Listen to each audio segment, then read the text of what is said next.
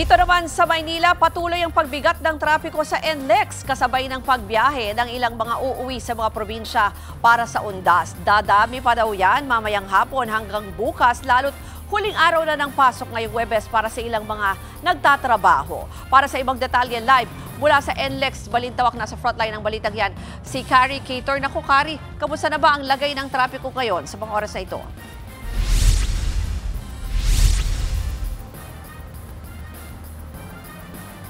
Ruth, ramdam na nga yung inaasahan na pagbigat ng daloy ng trapiko rito sa North Luzon Expressway o NLEX sa Balintawak. Dahil sa ngayon, parami na ng parami ang mga sasakyan na lumalabas dito. Kung makikita nyo nga rito sa likuran ko, nagkakaroon na ng pila yung mga sasakyan sa iba't ibang linya. At yung pagbagal na yan ay hindi lang ramdam doon sa mga RFID lane, kundi pati sa mga linya kung saan cash ang binabayad. At yan nga rin yung ipinunto ng NLEX sa ating panayam kanina, na nagdudulot nga raw ng pagbigat ng traffic yung cash lanes din, bukod pa sa mga delay sa RFID. At paglabas dito sa Balintawak, ayon sa monitoring, mula riyan hanggang doon sa may NLEX Harbor Link Interchange na papunta nga ng north o northbound, ay mas mabigat pa ang trapiko. Sa katunayan ay tinag na nila yan as heavy traffic. At bukod dito,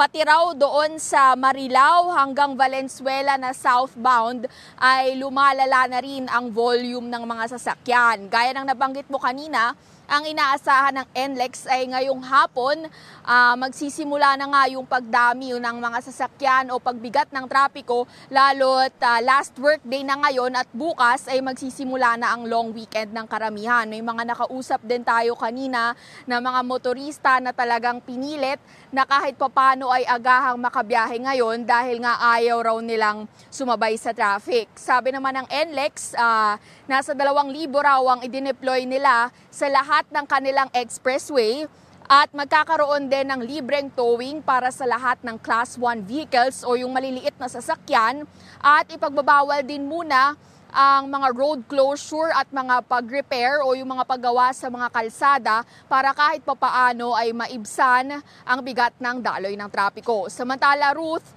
bukod sa pag-usad ng mga sasakyan na kita nga natin ay bumabagal na, humahaba rin yung pila ng mga nasa customer service center dito sa Balintawak para nga doon sa RFID, kasi alam natin kamakailan ay inilunsad na yung isahang RFID sticker lang. So nakita natin sa ngayon, marami na yung mga sinusubukang mag-avail niyan para mas mapadali ang biyahe, at yan din ang hinihikayat ng NLEX na ayusin at gamitin ng RFID para makaiwas daw sa lalong pagbagal ng biyahe.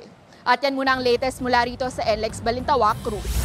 Pero Carrie, linawin lang natin yung single RFID, hindi naman yan required, no? So gumagana pa rin yung dating tig-isa, no? Pwede pa rin nilang gamitin yan.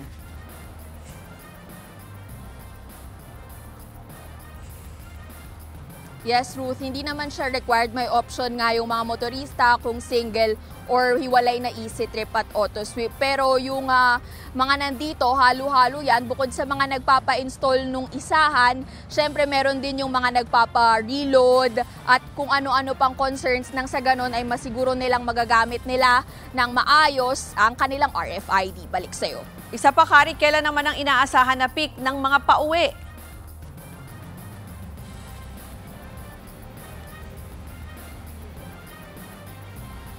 Magsisimula na yan ngayong hapon dahil nga alam natin karamihan ay hanggang ngayong araw na lang ang pasok bago yung long weekend hanggang bukas October 31. Yan din ang sinasabi ng NLEX. Posible nga marami nga ang mga uuwi simula ngayon hanggang bukas Biyernes bago ang undas weekend. Ruth. Yan po ang Express Report ni Carrie Cator. Mga kapatid, Ruth Cabalco, para sa mabilis na pasada ng mga balitang dapat niyong malaman, mag-follow at mag-subscribe sa social media pages ng News 5.